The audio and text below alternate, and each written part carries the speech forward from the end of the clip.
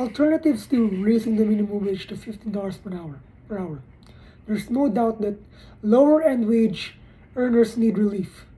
The current pandemic illustrates the difficulties faced by minimum wage earners to maintain a living wage. Is the national 15 dollars an hour minimum wage the answer?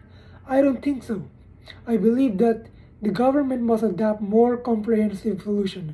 Solutions include indexing wage rates to the cost of living, along with the cost of living increase. Building these principles into law takes the issue out of the two hands of politicians. Three government and industry needs to work together to find ways to lower the cost of living. Washington has failed in regard to the minimum wage problem. The federal minimum wage has not increased in 12 years. Politicians have debated a national minimum wage without success. A law must be passed requiring that base wage rates reflect local cost of living. For example, the local cost of living in Montgomery County is much higher than in rural areas. A formula requiring wages above the poverty line with the cost of living increases will be a good start. Such a law would avoid partisan inaction. It would also allow businesses to plan in advance. Raising the minimum wage rate across the board will not solve the basic problem. In this article, lasted of $15 minimum wage will why not lower the cost of living? Tom, jo- Tom, Joyce, Tom Joyce presents a novel solution.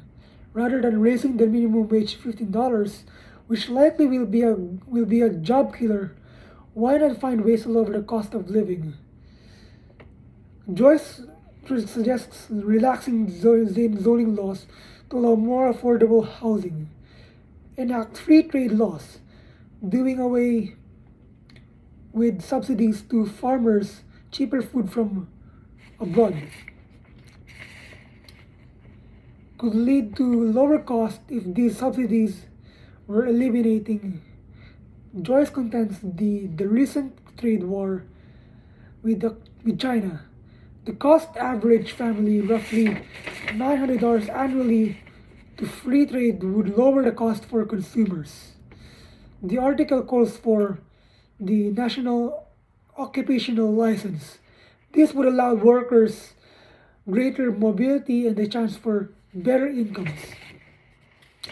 Conclusion: a national minimum wage of $15 an hour will likely lead to loss of millions of jobs. These jobs are usually held by younger people supporting themselves in school, but workers need help.